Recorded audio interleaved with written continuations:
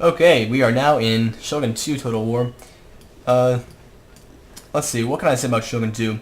The first thing I want to say is that I hate the online gameplay. I played yesterday with some guy, I don't know his name, but I forgot his name rather, but um, like he brought like all 30 units, I mean like the 30-man units, he brought like 5 of them, and he just wasted my entire army of like, I had like 1,400 dudes, and he had like 200, and he just totally wasted me.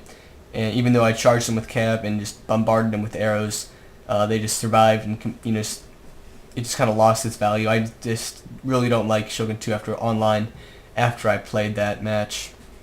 I know Duke doesn't really like it either. So what do you say? What turned you off? The Shogun 2 multiplayer really, the ranking up thing, it's an incentive to play it, but then it just gives people unfair advantages at times. Yeah, I get your point, because I know a lot of people on the, what do you call it, the list, the top players list, like most of them are drop hackers, because they want to just get higher on the ladder rather than lose. So if they see that they're losing, they just drop hack, and then they keep their place in the ladder. That's kind of annoying, I thought. But I guess... yeah, sorry, go ahead. Your unit's name is really quite cool doing something. That's true. I also like that kind of feature. That was a pretty cool feature over Napoleon and Empire, how you could make specialist units. However, one thing I don't like about that is that it's like farming pretty much. Newer players have absolutely no chance. Like, I myself am a noob on Shogun 2 Online. I only have 3 stars bronze, and I played some 10-star guy yesterday, and he just elite spammed, and I had absolutely no chance at all. Like, no matter how much I shot him, no matter how many times I charged him in the rear with cav, they just wouldn't die. So it's just kind of pointless to fight that. I thought the heroes were pretty gay, honestly. I really didn't like that. So here we go. I'm going to move up my little army. Brought a lot of bows. Trust me, I say if I had nothing else to bring. Yeah. You're only a 2-star. I thought I was really low ranking. Well, of course, I'm still only 1 more star, but also... I mean, even though I really despise Shogun 2 Online, I know most people liked it. I'm sorry for those people who did like Shogun 2 Online. Feel free to, leave in the comments what you liked about it and what you didn't like about it, because I know that's really controversial. I know a lot of people that hate it, and I know a lot of people that like it, so I'm not going to hate either way. Yeah, but one thing that I really liked about Shogun 2 was the campaign. I think it was the best campaign since Empire. Maybe even better than Empire, honestly. The AI was much more improved. As soon as I saw the AI doing hammer and anvil strikes, I knew that this AI was much better than the previous Creative Assembly AI. I mean, that's just prime if they can do that. Like, that's really awesome if you see that the AI is doing hammer and anvil strikes. That's pretty hardcore for AI at least, because I mean you watch Prince Mastodon's videos and stuff like that, and you see all these hammer and anvil strikes. It makes it look so easy, but the AI is actually so unpredictable. Like, they just do a berserk charge, and I find myself getting wiped out by the AI a lot of times, just because they just do a berserk charge. My arrows sometimes are pretty useless actually, and they just kind of lose their effect. Speaking of that, here comes Duke's berserk charge. You ever played Shogun 2 campaign? I did for a bit, but the historical time it really doesn't interest me, and there's some that can really get into it, but for me, it never really latched on. Oh yeah, yeah. I think I know a lot of people really like the, like you, they like the, 1700s time era. Shogun 2 actually has, I guess it can be debated how good their time era is. I mean, but it does make a hell of a good campaign, I thought. Just because, everything's split up, and you can start off with a little faction, and it's actually historically accurate, and it's really fun. And, the Shogunate eventually, hates you because you get too powerful and stuff like that. That just makes a really good campaign, I think. even though some people really can't get into it. Obviously, people like Duke, you can't get into it, but it's for some people who really just love good campaign. I think Shogun 2 is for you. The thing I didn't like about Shogun 2 campaign is really nothing. Well, except for the trade. I guess you need trade routes or else you're screwed. I guess is what I didn't like. Because when I played Takeda campaign, I lasted like 10 turns, and then I died. 10 nations declared war on me. While I played Shosakabe and won that campaign just because I had all those trade routes and I could completely dominate my opponents. But wait, what nation did you play when you played online? When you played multiplayer. When you played single player. Sorry, I just kind of messed up there.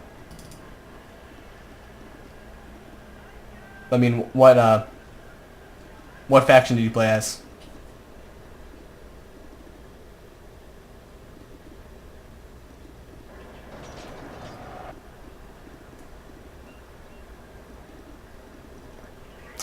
Okay, so I'm just gonna move away from this awkward moment right here. So he's charging my Yari after my Katana Cav. Those Yari can be actually really effective when you use them really well. I've always thought. But still, I don't really like the campaign because it just really, I'm getting both mixed up a lot. But I really didn't like the multiplayer just because it really encourages farming. It's pretty much the online. It's not Shogun 2 Total War. It's Shogun 2 Total Farming. It's just really pathetic because you can upgrade those units insanely, and it's really just quite not all that fun anymore. When you can just bring an all-elite army. It's kind of like Rome Total War again, because Rome Total War was just elite spam, pretty much just urban cohorts and Praetorian Cav, and we will see that next when you play Rome Total War. Actually, no, not next. I'll probably do Rome Total War last. Rome and Medieval 2 will be last, because those are my favorite. That's my favorite and my least favorite Total War right there. And you'll figure out which is which when the time comes.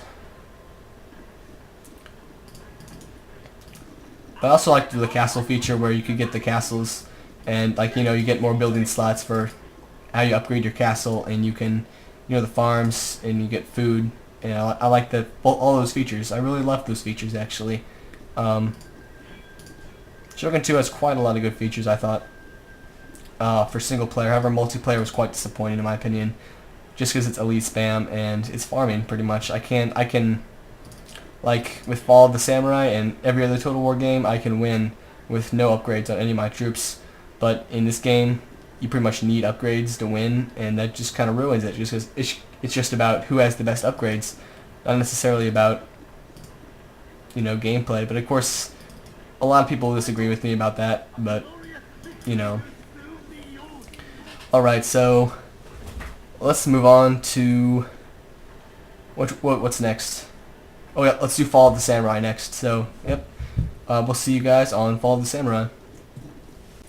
Okay, here we are on Shogun 2 Fall of the Samurai. Just like regular Shogun 2, I really enjoyed the campaign. 10 out of 10 stars, or 10 out of 10 game rating, or whatever you want to call it. I know you played a lot of campaign. What did you think about it, Duke? I was very impressed with the campaign on this game. It was obviously the whole firearms thing, and I found it very enjoyable on the whole. Yeah, same with me. I thought it was just like regular Shogun 2, except for, more based toward people like you, more firearm gameplay kind of thing. I think online, it's actually pretty good. It's pretty balanced. Artillery is actually really powerful, but I think it's put in its place by its expense. I think this is the most balanced game out of all the Total Wars, a lot more so than regular Shogun 2. And we will see this game in action. However, a lot of people don't play this game anymore. A lot of people really don't like it, and I don't really understand that, but I guess I'll just have to live with it. You brought artillery, right, Duke? Yes, I have some Armstrong guns. Alright, so we will see how powerful the artillery is, and hopefully get a little cinematic action on it. Just get a little bit of a close-up of the Blackbears. I meant to say this in the Shogun 2 part of this video, but I really didn't like the graphics. I mean, these graphics are all right, but I don't think they amount to the kind of Napoleon Total War graphics. I think. I mean, isn't that what you think also? Yeah, it's, the graphics were a bit disappointing. I mean, they're not bad, but yeah, I think that Napoleon Total War graphics were much better. I thought. Yeah, just see, they all look the same. They all look like clones. They all have mustaches. Maybe a little bit different, but they all have mustaches and they all look the same. Same kind of packs, same hats. It's just not as exciting as, individual faces and, individual arm sizes, individual heights. All of those are much more exciting. Perhaps they didn't set a realistic release date for themselves or something like that. So, okay, let's play the game and let's see how powerful this is. So like I mentioned before, the campaign was really exciting. Much better than any campaign I've ever played. Shogun 2 was better, I think, but, well, they're about the same, actually. I mean, they both had the same kind of strategic struggle. However, while in Shogun 2 you're on your own, pretty much. Yeah, you can just see the devastation right there. But you have allies. You have, like, if you're playing as a shogunate or an imperial nations, then you have allies, and you will have allies helping you out throughout the campaign. As you can see, just look at that devastation right there. So that made the campaign a little bit more interesting, a little bit more than just, on your own the whole time. Unless you play the Republic, that'll be pretty cool. I never got to that stage, but I think that a Republic gameplay would be quite cool. I've always just played, for the Emperor, for the Shogun, but yeah. Alrighty. You just saw the power of that artillery right there. Do you have any upgrades on them? Yes, I have I guess 3 Shoguns. I can't remember the upgrades exactly. It's been a while since I played this game. Oh yeah. Yeah, just look at that devastation right there. You just wasted my infantry to marine right there. I down to almost 100 men. Now, if there's one thing that I didn't like about this game, it's that I guess kind of the armies are just like, you win not based on skill, but more based on what kind of troops you bring. Honestly, because I mean, like, if you bring an army of all guards, then an army with artillery will just waste those guards. But an army with no artillery and a lot of regular infantry, then they'll be wasted by all guard infantry, and that is really just annoying, actually. But yeah, I mean, when you get what you get, right? So here we are. Oh, yeah, sir. You saying something? No, just a couple of things about the multiplayer. I like some things, I really don't like the other things. Cavalry, that's very effective, I like that. That's true. It's come from Napoleon, really. Yes. Yeah. I like cavalry was much more effective than in this game than in Napoleon. I mean, Napoleon still was really powerful, but it really didn't have anything amounting to this game. Like, in this game, cavalry is essential.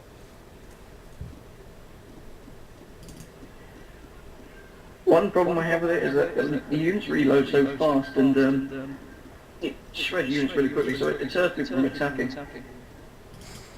Yeah, I mean, if you bring artillery, you're going to camp, pretty much. I mean, there really isn't anything better to do. I remember in my early days in Fall of the Samurai, there was nothing I could do but camp. Or no, sorry, I didn't camp. I actually did attack. I'm one of the few people that brought art that attacked, but I really didn't. I mean, I just figured out after a while that it wasn't a very effective strategy. Didn't really work out too well for me. Well, yeah, those artillery, you saw how powerful they were, but in the end, like, they cost like $1,400. So in the end, you saw that they really weren't all that effective. I mean, they were hugely effective, but they're not necessarily worth their funds. And those generals bodyguard are way overpowered also. I mean, not like hugely overpowered because they only have 30 men, but I mean, they can fire pretty darn fast, and they have amazing accuracy for using pistols. Just look at them use his pistol. Oh, you kind of missed it, but those pistols are way too accurate. Okay, so this is going to be the last kind of video on Shogun, so next we'll be going to Rome Total War. So we will see you on Rome Total War with a different commentator, I think. So say thanks to the Duke for helping me commentate.